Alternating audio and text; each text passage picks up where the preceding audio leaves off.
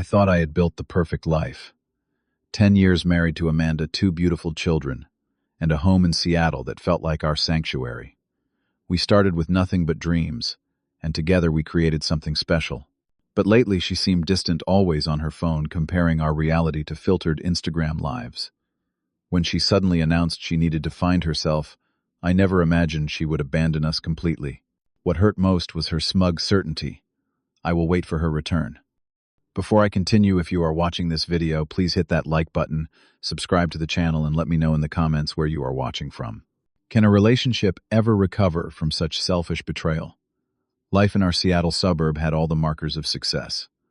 I worked as a software engineer for a tech company, providing our family with stability and comfort. Our 2-story house with the blue shutters had been our pride since we purchased it 5 years ago. Lucas, our 8-year-old son, loved the backyard swing set, while Emma, our 6-year-old daughter, had claimed the reading nook in the living room as her special spot. We had routines, traditions, and what I thought was unshakable happiness. Amanda and I met during our junior year at Washington State University. I spotted her in the campus coffee shop, studying economics with such intensity that she never noticed me watching her for 20 minutes before I found the courage to approach. We connected immediately over similar childhood experiences, both being raised by single mothers who worked multiple jobs to give us opportunities. Our early years held struggles. We graduated during the recession, shared a tiny apartment with a leaking ceiling, and survived on ramen and ambition. Amanda supported my career while completing her master's degree. We celebrated small victories, our first new car, paying off student loans, and eventually the down payment on our house. Through it all, we were a team. The first signs of trouble emerged so subtly that I dismissed them. Amanda began following luxury lifestyle accounts on social media. Hours spent scrolling through images of exotic destinations and designer wardrobes became her evening ritual. Our neighbor Jasmine, recently divorced and constantly traveling, became Amanda's new confidant.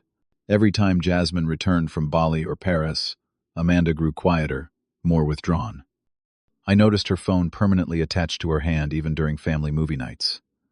When Lucas would ask her to watch him ride his bike or Emma would bring her a drawing, Amanda would nod absently, eyes never leaving the screen. I attributed her distraction to temporary restlessness, something that would pass.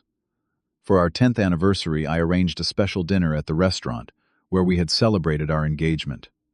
I hired a babysitter, bought flowers, and even purchased the diamond earrings she had been hinting about for months. Throughout the entire evening, Amanda seemed elsewhere. When I proposed a weekend getaway to reconnect, she responded with a non-committal shrug and changed the subject to Jasmine's upcoming trip to Portugal.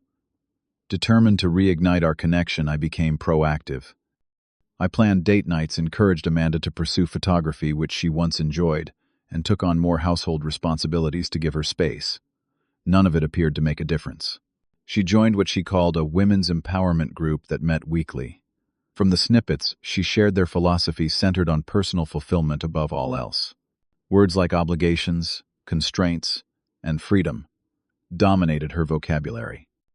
Our first serious confrontation came when I discovered Amanda had opened a separate bank account without discussion. When questioned, her response chilled me. She needed financial independence because she felt suffocated by family life. The woman who once shared everything now needed escape routes. Despite my confusion and hurt, I suggested counseling. She declined, insisting this was her journey, not a relationship problem. The children noticed the tension. Lucas asked one evening after Amanda declined his invitation to play board games why Mommy never spent time with them anymore. I made excuses about her being tired from work, but his perceptive eyes told me he understood more than I acknowledged. The morning that shattered our family started like any other Tuesday. I dropped the kids at school, stopped for coffee, and returned home expecting an empty house, since Amanda normally left for her marketing job by 8. Instead, I found her in our bedroom methodically packing a large suitcase. When I asked about an unexpected business trip, her response knocked the air from my lungs. She needed 6 months to find herself, she explained with unsettling calmness. Family life had become a burden, preventing her from experiencing life fully. She had quit her job the previous week. Her detailed itinerary included a month in Europe followed by a stay in New York, with Jasmine, who had connections in the fashion industry Amanda wanted to explore. My mind raced through solutions. I suggested couples therapy, a shorter separation, even offering to take the kids somewhere for a week to give her space. She dismissed each option with increasing irritation. When I asked about Lucas and Emma, she said vague monthly visits would be sufficient. Children are adaptable, she claimed.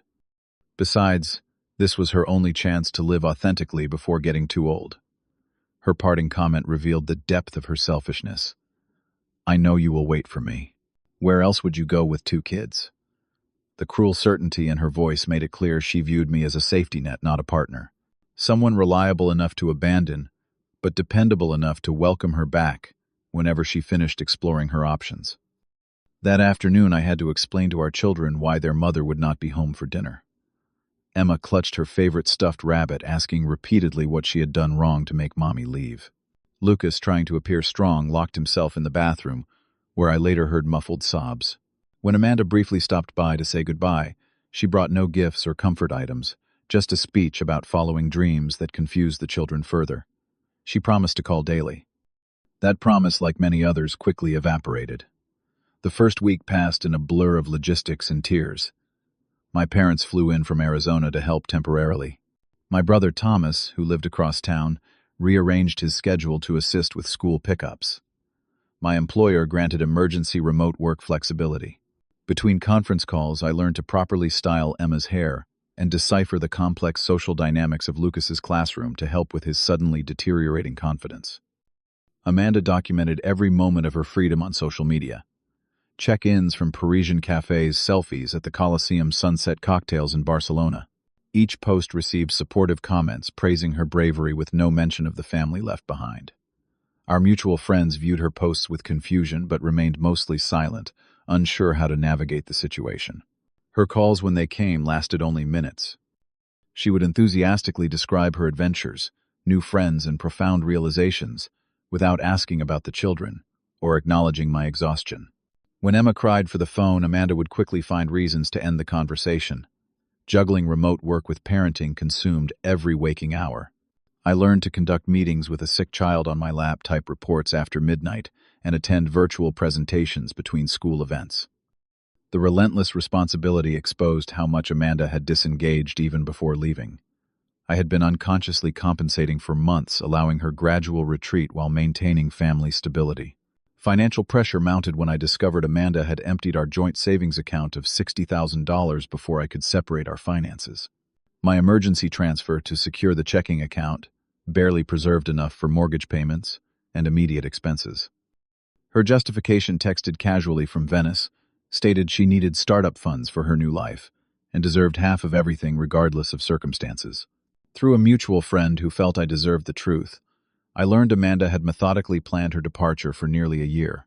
She had consulted a divorce attorney about her rights, researched apartments in New York, and even taken birth control pills secretly despite our occasional conversations about having a 3rd child.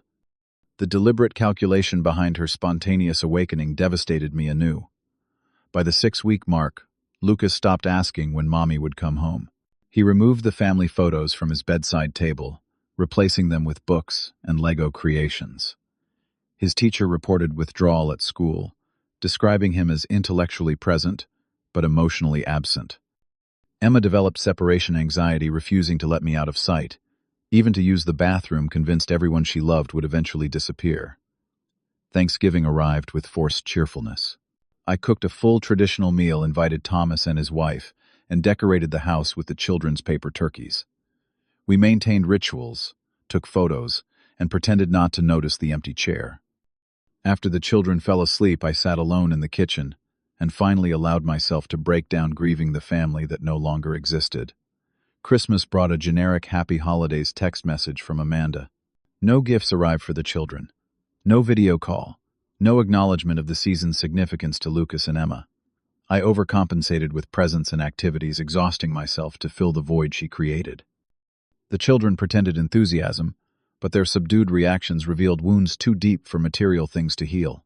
3 months after Amanda left, Emma developed a severe cough that rapidly deteriorated into pneumonia. Her pediatrician recommended immediate hospitalization when her oxygen levels dropped dangerously low. Terrified, I called Amanda while rushing to the emergency room, with Emma burning with fever in the back seat and Lucas staying with Thomas. Her response confirmed every fear about her transformation. She expressed appropriate concern but claimed she could not possibly get a flight back due to New Year festivities and important networking events. That night, while I slept in a hospital chair holding Emma's small hand amid beeping monitors and IV lines, Amanda posted photos from a glamorous New York rooftop party.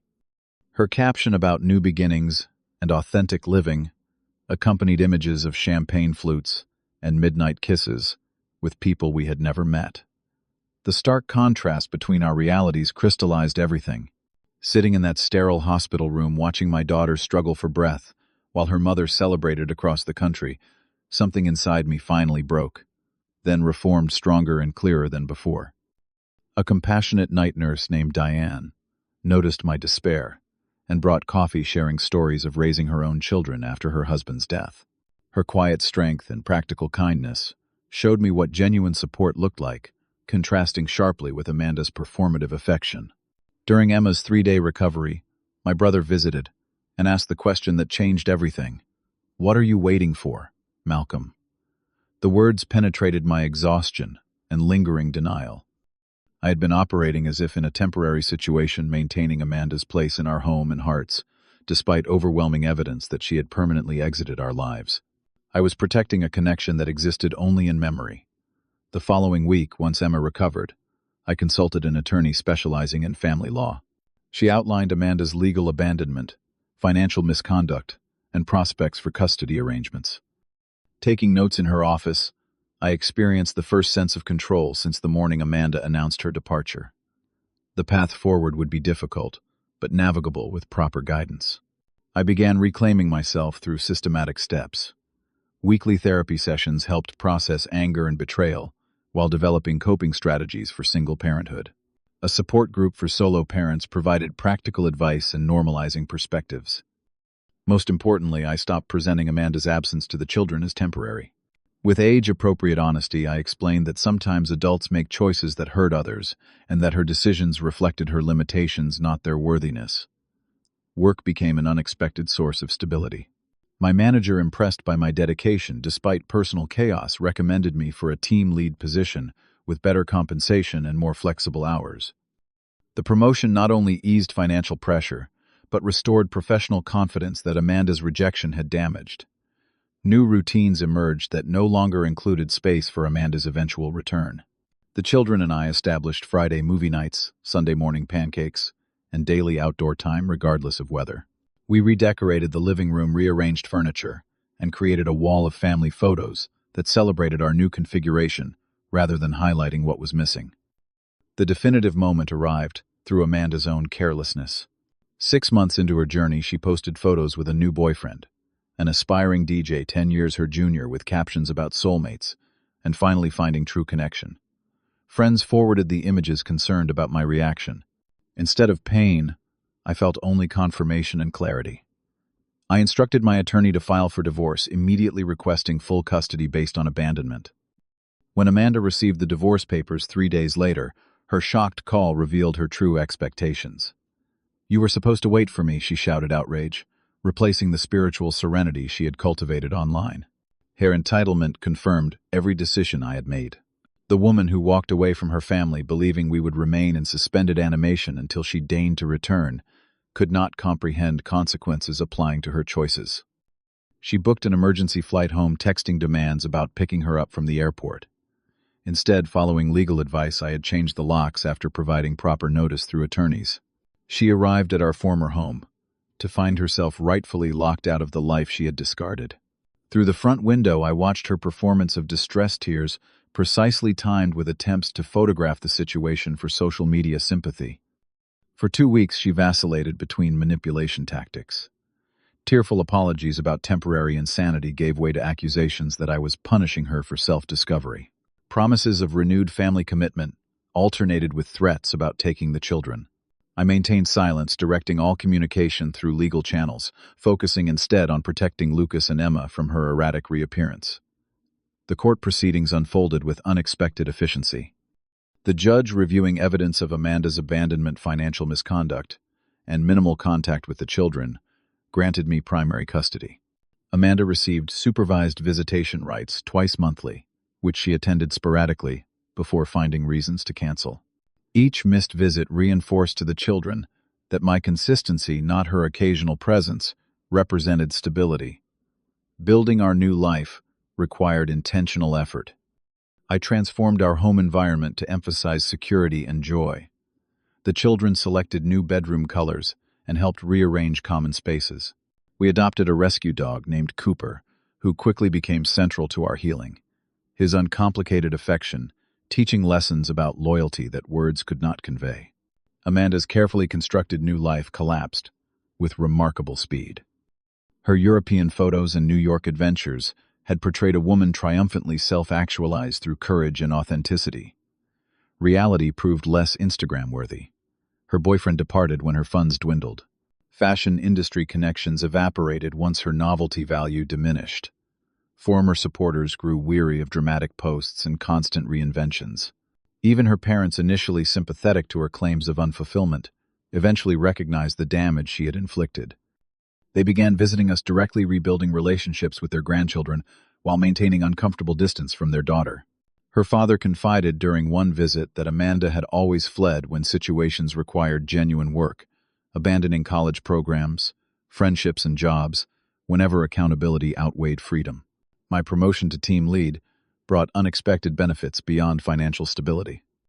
The position allowed 3 work-from-home days, weekly, eliminating childcare struggles. My team respected family boundaries, scheduling around school events, and understanding occasional background noise during virtual meetings. Professional success proved family commitment, and career advancement could coexist with proper prioritization.